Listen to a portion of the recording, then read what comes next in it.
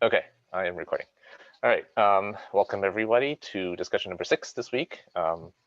Hopefully you all are not too burnt out from the midterm yesterday, but today we're going to be talking about the RISC-V pipelining, okay? So what is the, did someone have a question? No, okay. So what is the purpose of pipelining, right? Basically, let's say we have this single cycle pipeline that you see here, right? The clock is going to look something like this, right? So, oh, well, that's really bad. Like that, okay. And if we kind of look at the time scale here, this clock period is somewhere around 1 nanoseconds, right? And that translates to a clock frequency of 1 gigahertz.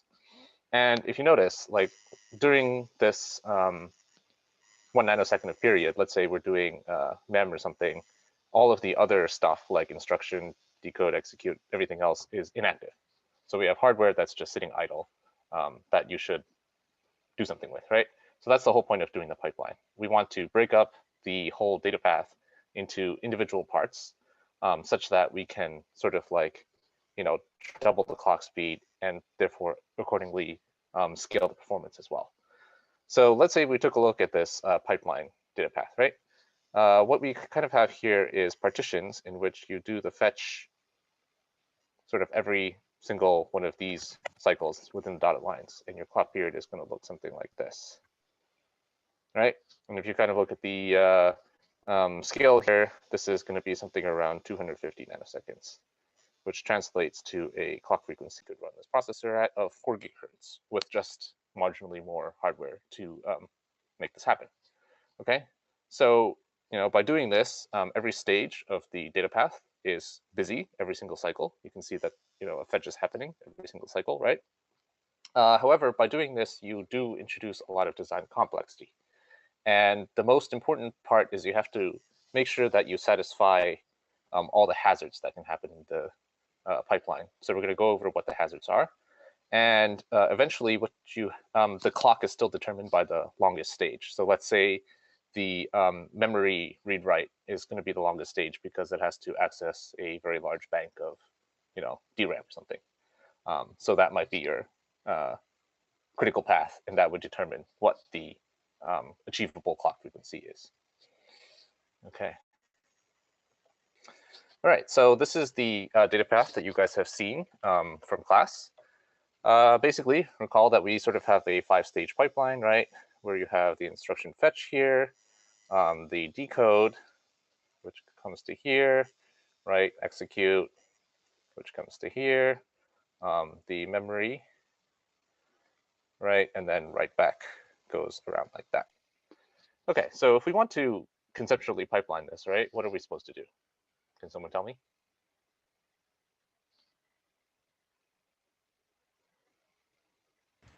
Have registers in between?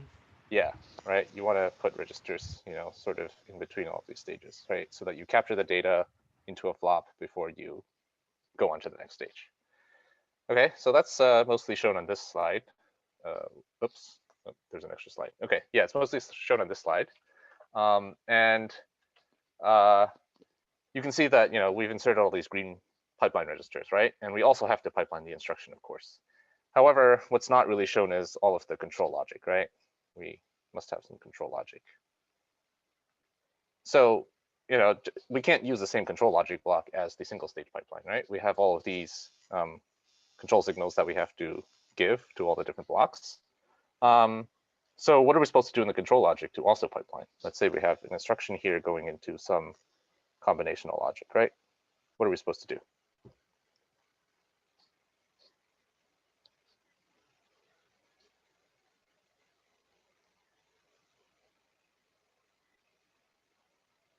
So let's say we take this control wire, right? This may come directly out from the combinational logic that we had in the single stage pipeline. But what about this one? What happens to this one? Pipeline the control That's logic right. too.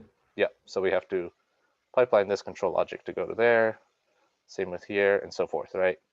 This one here would require another pipeline stage just to get there. Okay, So obviously it is a little bit more complicated than that, especially once you do all of the things to resolve the hazards, such as forwarding and whatnot. But conceptually, this is what happens in the control logic. Okay. So these are the three types of hazards. Okay. The first one is called a structural hazard. And this is when a single resource, so-called, is required by more than one instruction. Most often, this happens, when we have R-type instructions, right? Which is going to be something like add RD, RS1, RS2. So in this case, you require the same resource because this is both coming from the register file. But in the single stage pipeline, a single stage data path, we've actually solved some of the structural hazard by ensuring that the register file actually has two read ports. So you can read two values out of the register file at the same time. So this is not too much. The more important one is going to be the data hazard. And this data hazard is when one or more source registers is not ready when it needs to be used, okay? So under what circumstances would you have this, right? Let's say you had an instruction add followed by some additional add, let's say, and it's going to look like this. All right, so what's the hazard here? Let's say if we try to pipeline this. The hazard is that the second add instruction requires the result of the first add instruction. But if the first add instruction takes multiple cycles to finish the computation, then the second instruction cannot get that value immediately, right? And you can solve it multiple ways, right? The very naive way would be to just entirely stall the pipeline until X3 is finally ready. But the better way that you'll learn is so-called forwarding. And forwarding means that you take the data as soon as it is available. So in this case, what does add use, right? It uses the ALU. So if you can find a way to forward the data directly from the output of the ALU to back to the ALU again to do the next add instruction, then you can not have to stall the pipeline, but you're trading complexity in your data path for that extra performance that it gains. Okay, and then the third one is called a control hazard. This is also very important. Mostly this has to do with branch instructions. And what this means is for branch instructions, right, you have to compare the two registers or against 0 or something. But we don't know if the branch is taken or not taken until after the branch comparator is finished, right? So, let's say we have some sort of like branching instruction, like branch equal to, followed by some other instructions. Okay, so what's this going to look like if we have instruction fetch, decode, execute, and write back, right? We're going to start putting in the branch instruction in here. And then we want to, put in the instruction 1, instruction 2, so forth, right? However, when do we actually know when the branch, like which way we're supposed to take the branch in these 5 stages? In the branch comparator? Yeah, so where is the branch comparator? The ALU stage, right? Right, it's going to be in the execute stage, right? So basically, we have a hazard because are we supposed to do instruction 1 immediately? No, we don't really know until here, right? So the problem is that, if I have the instruction 3 that I have to jump to, I can't start it until down here, right? So which means that I have to, do something. I have to kill instruction 1 and instruction 2, insert instruction 3, and then continue on. And then here I have so-called, these two are essentially like bubbles in which nothing of use is happening in this whole pipeline. All right, so for these control hazards, there are multiple ways to improve the performance in this case. One of them is, again, you do some forwarding. And the forwarding is going to be paired with a important concept called branch prediction. So branch prediction is what seems to differentiate most CPUs from each other these days, right? When you talk about like AMD versus Intel architecture, throughout the years, they are always improving their branch predictors. And if you take 152 or 252 later, you'll read some papers or read some literature about all the different branch predictors out there. And there are some branch prediction schemes that are achieving like high 90% accuracies for most workloads. And if you can predict the branch that you are going to take, then you will fill the correct instructions after the branch instruction, and you'll never have to do this killing and bubbles. Okay. One other thing I forgot to mention in the previous slide actually is we're studying a 5-stage pipeline here, but in real CPUs, right? Each stage is going to take a different amount of time, as I mentioned before. And for an integer ALU, for example, doing an add instruction is relatively straightforward. But once you start doing something like a multiply or like floating point operations, right? Those operations would be really difficult to accomplish in one cycle combinationally. So you're going to see that different types of instructions take different amount of clock cycles, and then therefore those pipelines are going to get deeper and deeper and deeper. And one of the things that happened around the late 90s, for example, was that Intel was increasingly chasing performance, right? They wanted to get those clock frequencies higher and higher and higher. And at some point, they were going to like, high 20, 30 some cycle pipelines. And after a while, they realized, wait, this is not the way to go, because our processors are getting so complex and we're burning so much power just to get to these high frequencies that they basically had to change course. Okay. Yeah. So I think that was, if I'm not mistaken, I think that was Itanium that ended up being failed, essentially. Question. So does that mean that jump instructions require the pipeline to be flushed? Jump, yes. So jump instructions would also might also require pipeline to be flushed, yes. But again, you can also forward, because let's say you just do like a jump and link directly, right? You can take the immediate from the jump and link instruction and feed that right back to the program counter. And from that, you can immediately jump or go to the next instruction without having it go through the pipeline. So that's an example, right? The other example would be you'd need jump and link register. You would need to read the value from the register and then immediately calculate that and add to the PC. So I think in jump and link register, you would need to flush more than jump and link in that case with forwarding. Okay. Oh, that said, let's say jump and link register, the register that you specify for jump and link register comes from the output of some other instruction, like an add. Then in that case, if you could forward, even earlier, then I think you might not even need to flush the pipeline in that case. Okay. So, hello.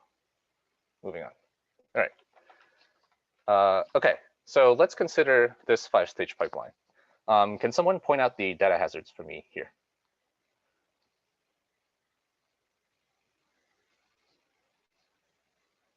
X5. Okay, X5, right? Why? Because it depends on this XOR being finished, right? Yes. Okay, what other data hazard is there? 3. Okay, good. So XOR requires 3, and that comes out of an add, right? Okay, so what is this going to look like, right? We start off with the add instruction in instruction fetch, and then the next cycle, we do the subtract, and add moves on to decode. And then we do XOR sub add, okay?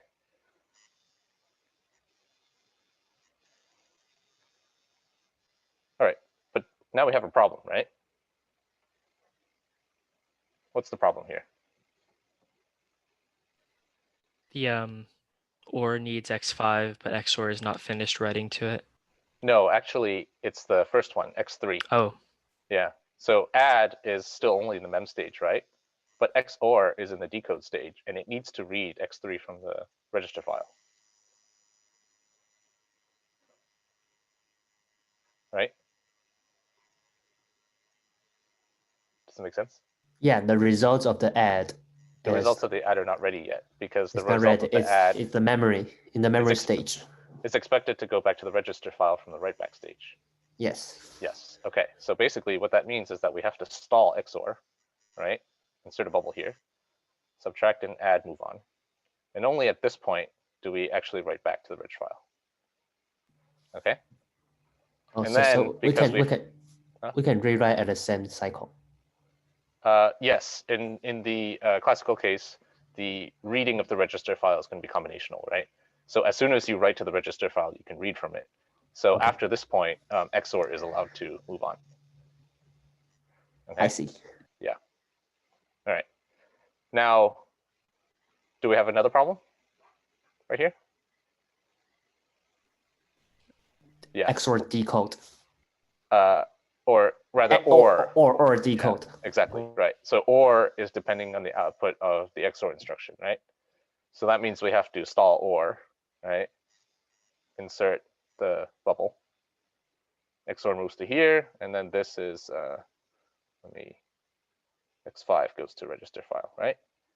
And after that goes to the register file, then we can move our or down the pipeline. Oops, sorry. I messed up. Hold on, I skipped a line. All right, or bubble XOR bubble, or bubble bubble XOR, and that goes X5 to the register file. And then we can continue. Okay, so what is our clocks per instruction here, or so-called CPI?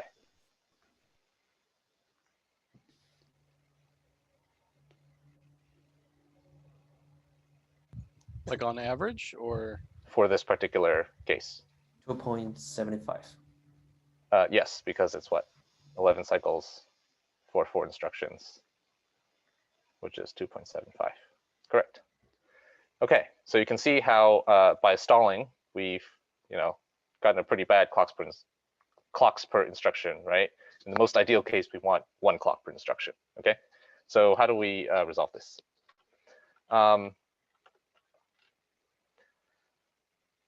Whoops. Oh, that's the answers. Okay. So how do we resolve this? We have a 5-stage pipeline. Okay. And in this case, right, we have the data hazard of x3 to x3 again. Okay. So if we go by, let's say, cycles up here, and we're going 1, 2, 3, 4, 5, 6, 7, 8, right? The add instruction is going to be in the fetch stage in the first cycle, then decode, execute. Sorry, let me just, whoops, hold on. That, what happened? I think my app crashed. Give me a sec.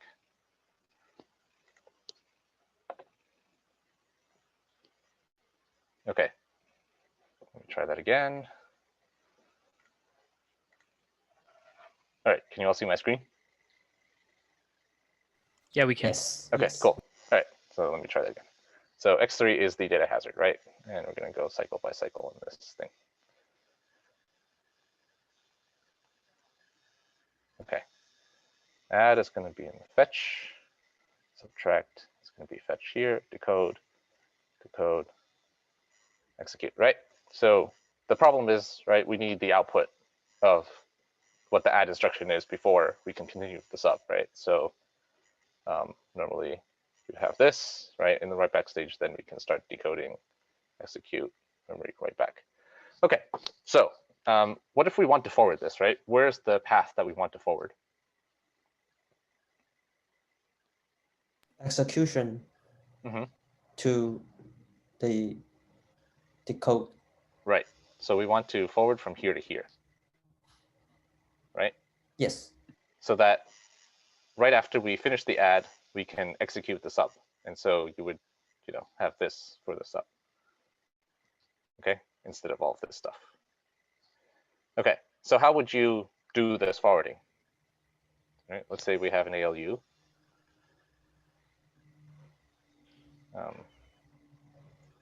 Okay, and ALU has an output pipeline. So what would we do? What would we do to give the inputs, proper inputs to the ALU?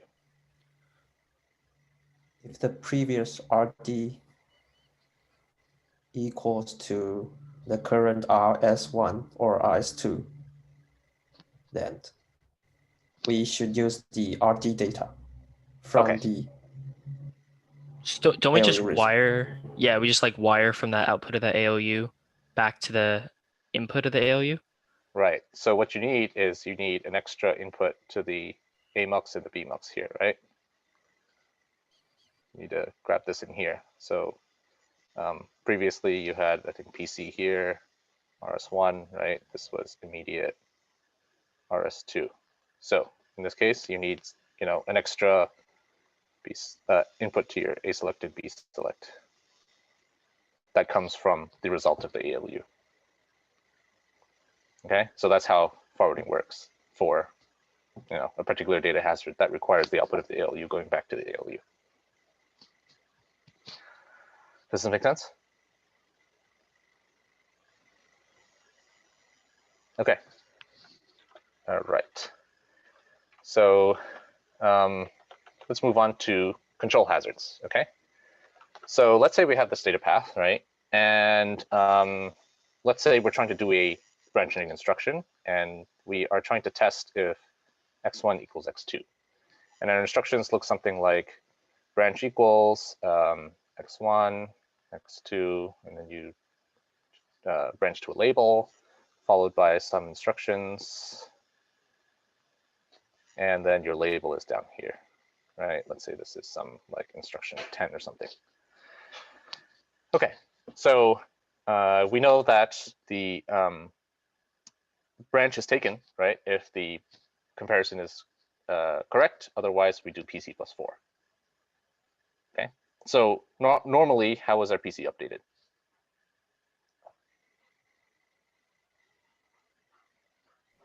Do you mean if there's no branch? Or let's say there is a branch. Right, so you would select the ALU option. Right. Add that mux. Correct. So this comes back here and you select this mux, right? So, this is basically essentially almost the earliest point that we can resolve the branch instruction. So how many cycles are taken if we mispredict the branch? Let's say we decide that, we're just going to do PC plus 4 instead of the branch target address. Right. So if we go on. I was gonna say it'd either be 2 or 3, but I'm always like a little confused. So at the end of the ALU, we'll know whether or not the branch was taken or not. Yeah. So it depends on if we loaded. So it would only be those first 2 instructions that would already be in fetch and decode, like you're writing. Mm-hmm. So at least 2, but I don't know if there would be a third one as well. Okay. So in this particular case, is it 2 or 3? I'm gonna say 2. Why? I don't know. I was just thinking if at the end of execute, and you already have fetch and decode filled with new instructions, right? Then hopefully on the next cycle, which is when you would load a new instruction into fetch, you would know we're going somewhere else now. Or am I thinking about that wrong? Not quite. Okay, so you sort of have like one clock cycle here, right? And another clock cycle here, right? And so you're saying if we know the branch target address right here, then that is 2 cycles, and then we can immediately fetch the next thing in the PC here. But I think you're missing this extra flop right here. This extra pipeline register then adds a 3rd clock edge before that branch target address can actually make it all the way back to the PC. So it's actually 3 instructions before we actually know. It's at this point here whether or not the branch is correct. Okay, so at this point here in this particular diagram, it's actually 3 cycles. But if we take it from here, right, if instead we somehow did this or something, that would actually be 2 cycles. But what's the problem with doing it with 2 cycles instead of 3? Critical path. Yeah, what is the critical path? From the ALU to the mux. Right, yeah, so it'll be execution. like, yeah. So 2 cycle, right? The critical path would be like sort of ALU plus mux plus the PC register, right? PC setup, right? So it'd be, yeah, all of the ALU plus the mux here. So this, critical path can be pretty long, and it is longer than what the existing execute critical path is. Okay, so that's why generally you would only take the path after the register that is after the ALU. So that is 3 instructions if the wrong prediction is made. Okay, so let's say that branches are not taken by default, all right? And we're starting with the same situation in which x1 equals x2. So if we don't take instructions by default, right, it's what we showed above, where after we loaded the branch equals instruction, we immediately move on to the add instruction. So as I showed before, you're going to have something like this. Sub add branch equals, and then you only know if the branch instruction is taken here. And so in that case, if the branch is taken, then you jump to this instruction, right? And so all of the instructions that you loaded in here need to be killed, right? And then you can load in the AND. These killed instructions get replaced by bubbles, and then you do your NOP. Okay, and then these continue down all the way through. So that's what the table or the cycle by cycle count looks like when you have the branches not taken by default, but the instruction does take the branch. So with this same instruction sequence, what happens if we do take the branch by default, right? With forwarding hardware, what happens? So if we take it by default, right, we're going to do the branch and then immediately load in the AND instruction. So, sorry, one sec. So what's that going to look like, right? We start the branch instruction here. We immediately load in the AND instruction, right, NOP here, and it's pretty obvious that nothing happens. We don't need to insert any bubbles because we took the branch correctly with the forwarding hardware. Okay. All right. Wait, sorry, I have a quick question. So after this, after like cycle 1, you've just done instruction fetch on BEQ, right? Mm-hmm. So Yeah. you're gonna you need to take something from the ALU to send it, because you need to like add the immediate to the current PC and then send it to the PC. So how can you forward that after just the instruction fetch? Yeah, so actually that's what we're going to go through next. Got you. Okay, Yeah. never mind. Okay, so yes, how would we modify the data path to make sure that we get that branch instruction if we are essentially trying to take the branch every cycle? Or like the prediction is that we always take the branch. What would we do?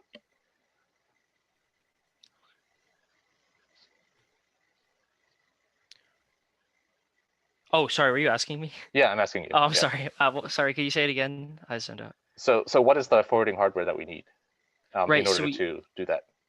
we would somehow need to forward the immediate around back to the PC Right. after just decoding it, or after Okay. just fetching the instruction, rather. Right. So how do we do that? I don't know. Okay. So essentially, right, you're saying right after fetching the instruction, Mhm. right, we need some sort of, Oh, sure, yeah. ALU here, right, that Right, some calculates sort the of adder. address, right? This probably gets the immediate that it needs. Well, And the actually, the immediate PC. comes directly from the instruction. Actually, shit. What's going on?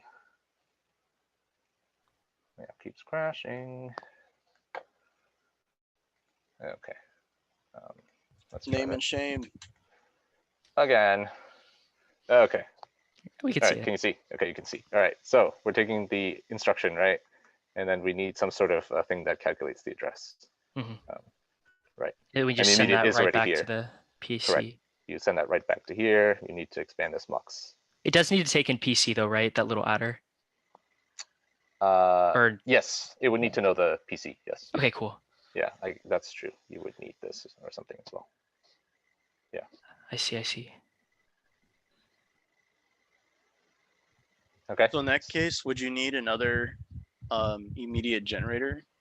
No. Well, yeah, in some sense you do. But if you already know that this is a branching instruction, then you already know which bits of the instruction correspond to the immediate that you need, right? So as in the immediate generator is sort of like built into this block that I called, calculating the address. So it consists of some immediate generator plus adder, effectively, would be what's in here. What would be the control logic for the much going to PC? So when you decode the instruction, right, the instruction would basically, like this instruction, we need to feed to some control that says, if this is a branching instruction, then I'm going to assert this as, or whatever this is going to be. Take the, forwarded address or something, right? So this would be like branch. That's how you would do it effectively. Does it make sense? Okay. Yeah. So all branching instructions would always take that calculated address if you are always predicting that you are going to take the branch. Okay.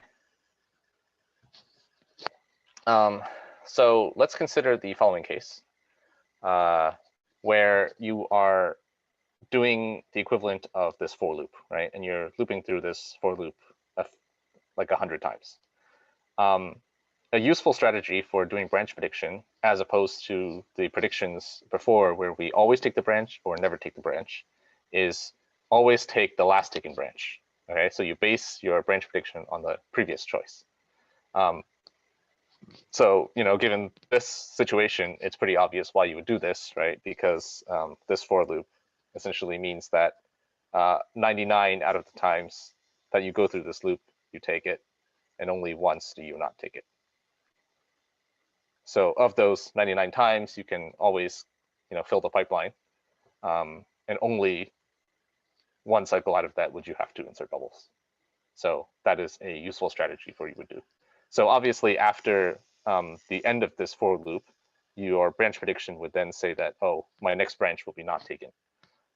So if you then run into another for loop, then the first instruction will, not be predicted properly, but the rest of the for loop would then be predicted. Obviously, this wouldn't be that useful if you're just having like if-else statements, but a lot of code has a lot of for loops, so therefore, basing it on the previous choice is useful.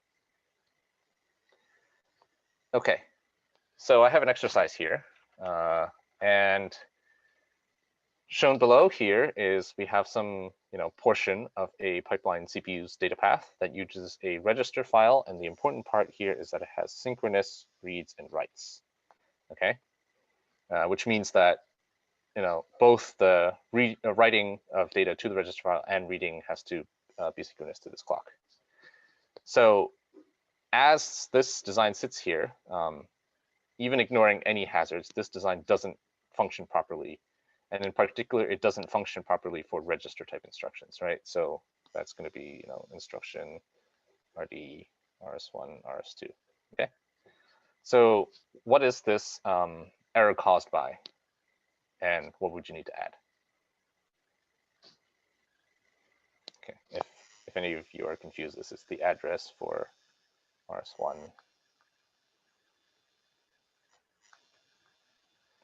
Write enable address of like RD.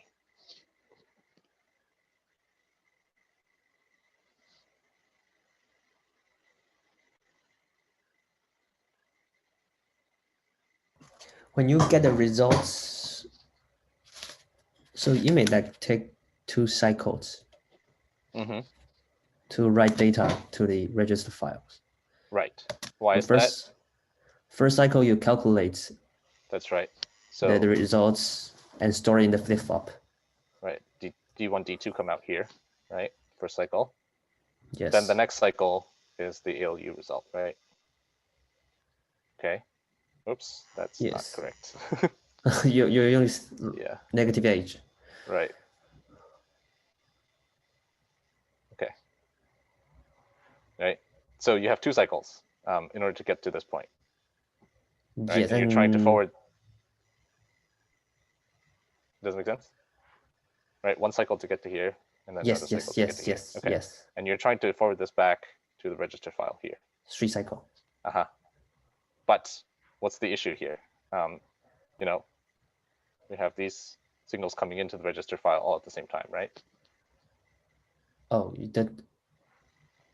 I However, assume that the instruction would still be there, or it will change. the instruction would have changed, right? You're pipelining this, so after 2 cycles, the instruction would be different. Then yes, correct. Yeah, right. You So don't what know we need to the do- address. Yeah, as in if you do this here, then you get the write enable and the RD address from 2 instructions later. Yes. Yeah. Forward them together.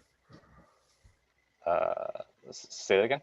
Yeah. Oh, yes. You Um, need to forward those signals together with the data. Yes. Yeah. So what do you need to do? Add a register. Yeah. To Here, right? here. To yes. 2 cycle, and the 3rd cycle will get it to our data.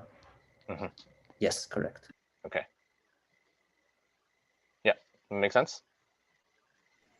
What's the issue with this pipeline CPU? So the original issue is essentially what you want to do is you want to get the output of this ALU back to the register file, right, in a pipeline fashion. And the destination register has to be specified with write enable and the address. And those come from the instruction that you're specifying, right? Yeah, okay. The address of RS1 and RS2. Mm-hmm. Okay. Yeah, so RS1 and RS2 are specified by the instruction on, let's say this, by this rising edge, right? So it's specified somewhere out here. And then on the rising edge of clock, then your outputs D1 and D2 come out of the register file. You calculate, right? And then you get your ALU results in time for this register here. And then at the rising edge of that clock, you get the result from the ALU, and that needs to be written back to the register file. So if your instruction was decoded such that you got all of these 4 signals at the same time, then it would be wrong because the write enable and address of the RD was there 2 cycles ago when you need it, now. Wait, so the write enable and address RD are from different instructions now, and we're not getting the ones from 2 instructions ago? Yeah, Okay. that's correct. So that's why you need to add these 2 pipeline registers on the write enable and RD address. Okay, does it make sense? I think it is because this CPU is essentially didn't wrong. It's essentially wrong for the pipeline CPU. I'm not sure what you mean.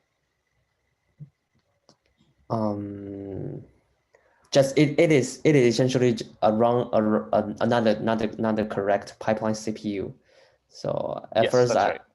we thought it too complicated. Okay, just fine. Okay, and then one more exercise. So in this case, we have another wrong pipeline CPU, okay? In this case, the register file has also synchronous read. Wait, sorry. Oh, no, I'm talking about this one. Okay, exercise number 2. I don't know why I have all those extra slides in my slide deck. Okay, so this register file has now synchronous writes and asynchronous reads. So what we're trying to do here is we want to forward apply forwarding so that we resolve all data hazards, okay? And in this case, right, what is the forwarding that we described earlier, right? When we had an add instruction followed by, let's say, another add instruction, right? And let's say we have this, right? Oops, nope. X3, right? We need to forward this over here, right? So how do we do that forwarding? What are we trying to do?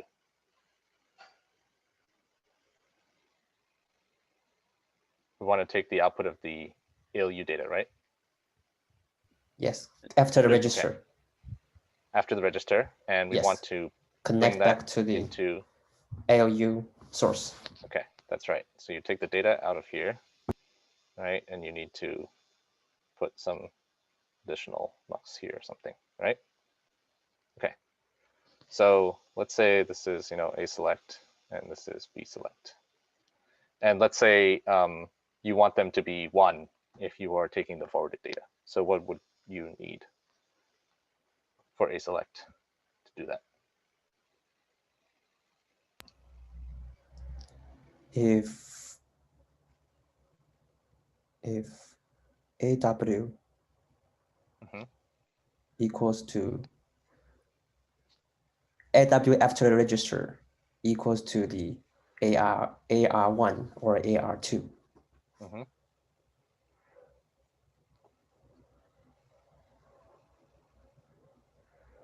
Yeah. Not quite. What are you're missing one signal.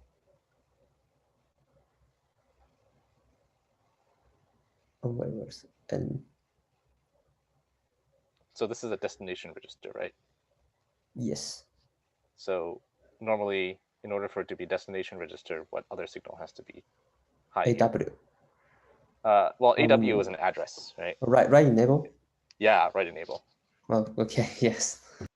Yeah, okay. And same would be for B select. Right address is equal to, oh, this should be 1. AR2 and right enable, okay?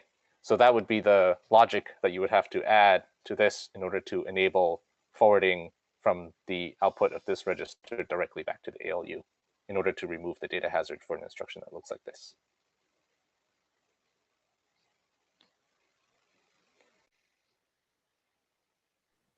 Okay, does that make sense? If we forwarded the value from the ALU before the register, would that give the like a previous instruction for add or? So there's a problem with doing that, right? If you if you let's say you try to forward from here back to here, right? That's what you're asking? Yeah. Yeah. Is there what's the problem with this? Loop. It's giving. Yeah. This is called a combinational loop. Yeah. Cyclic, a cyclic loop. Or you would more commonly see it as a combinational loop. And when you try to synthesize this design, the synthesis tool is gonna scream at you because it says, I see a combinational loop. And when you have a combinational loop like this, the behavior becomes undefined once you have real hardware, because the delays, from here through here and from here through here are going to be slightly different. And so you don't know exactly what the bits are that you're trying to, let's say, add together in this combinational loop. So you're just going to get wildly flipping bits. It will become oscillator. It may not, well, it would become an oscillator with certain functions in the ALU. It won't always become an oscillator. It could grow to infinity, it could go to 0. But the behavior is undefined, basically. Wait, it loops even when muxed? Yeah, because a mux is a combinational element, right?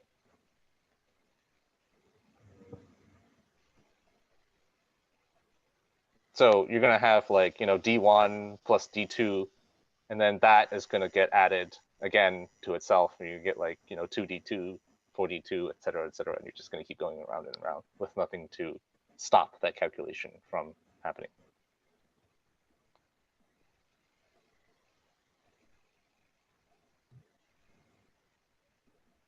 Okay, wait. So A select and B select are selecting the muxes for which values? For input A and B of the ALU. Yeah, and then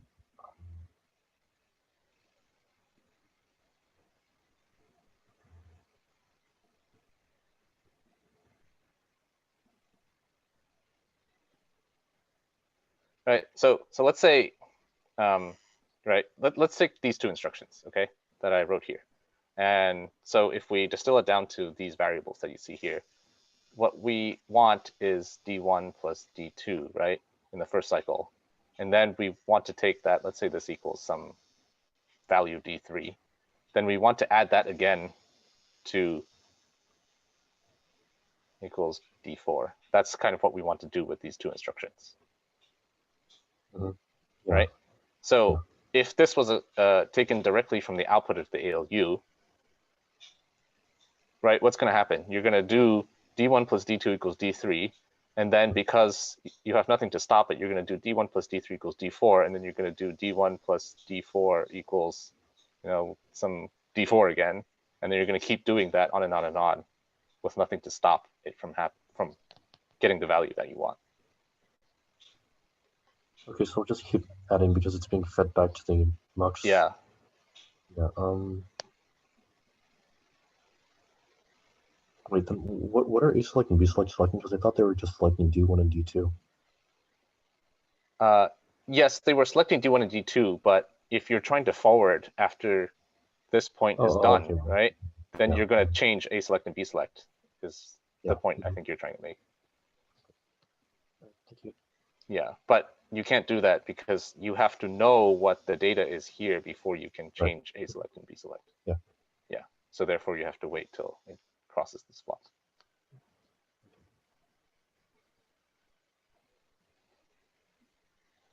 Yeah. Okay, that's it for this discussion. I will stick around if you guys have any other questions about the stuff or midterm or something.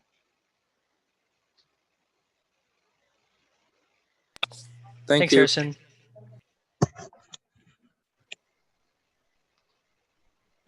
Just a few quick questions. So when we're putting a bubble, when we're like stalling the instructions during the pipeline, that's just equivalent to just putting a knob inside each of the pipeline registers at that stage? That's correct. Okay. Yeah, or rather you are decoding an instruction that would otherwise be equivalent to an op. Okay.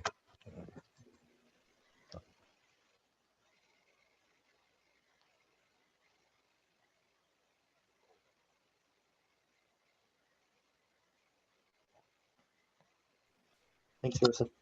Okay, you're welcome.